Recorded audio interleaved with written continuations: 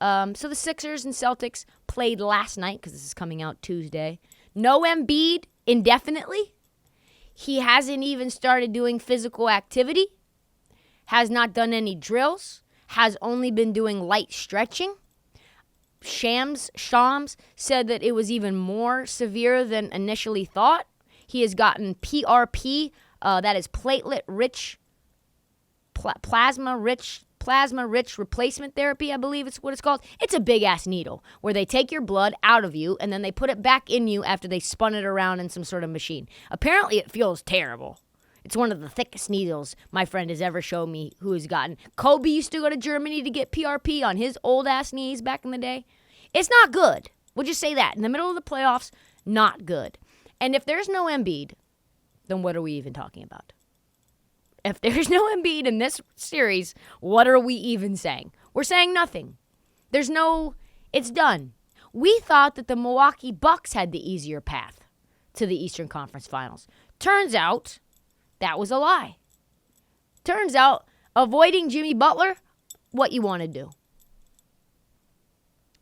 The only possibility for the Sixers to win the series, or at least compete in the series, is if James Harden turns back time like Cher and is the Houston Rockets version of James Harden when he was an MVP, putting up 50.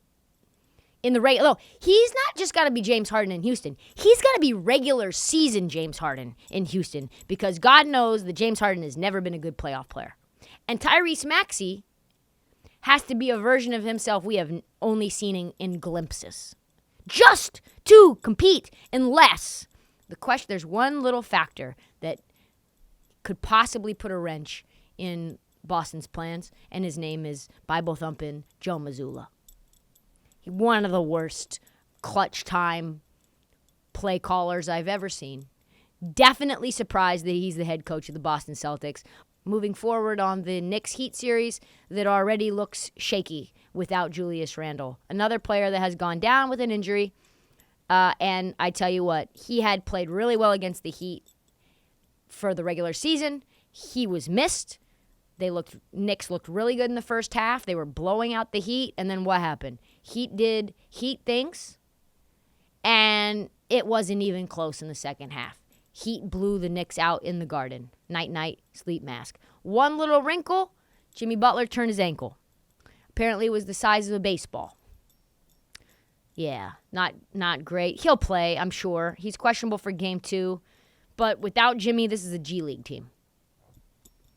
No shade on Max Strus or Gabe Vincent or fat-ass Kyle Lowry, who's reemerged from the crypt as well. But the playoffs reminds us never count out Eric Spoelstra. As for the Knicks, Julius Randle still day-to-day. Tibbs says that he's not limping, but he hasn't done anything on the court other than shooting on Friday. That sounds like he's probably not coming back for a game or two. Out west, Denver is about to dethrone the Suns, aren't they? It did not look good. It did not look like a good, fun situation for Phoenix. The Hoop Collective boys, Windhorst and all them, said that Denver is playing as well as they have since midseason, and I think that's right. Jamal Murray is playing like bubble Jamal Murray. Jokic is playing like a 2-time MVP. And here's a fun stat. In the last 7 years, the Nuggets are 18-3 against the Suns when Jamal Murray plays. They are 1-8 without him. Remember, that was Suns in 4. They were the ones that were the victims of Suns in 4. The most concerning thing, though, about the Suns is their role players. They don't have that math to math up with the Nuggets. On top of the fact that DeAndre Ayton, my guy, who called himself dominating, is complacent as hell. Does not look interested in playing basketball under the rim at the moment. There's a viral clip of him standing around watching Jokic get multiple offensive rebounds and putbacks, just watching. Just like, hey, shit looks fun as hell. This is a good game. He's got to figure that out. He's got to be more involved if they're going to compete. And speaking of the Suns, real quick little funny story about Kevin Durant. Jeff Green dropped a fascinating factoid following Game 1 at the presser. He said, because Katie and him played together in Seattle when there was a team there, and they became super close. And Green said this, Kevin Durant has been lying about his height this whole time. He's actually not 6'11". He's not 7 feet. He's 7'1", Kevin Durant.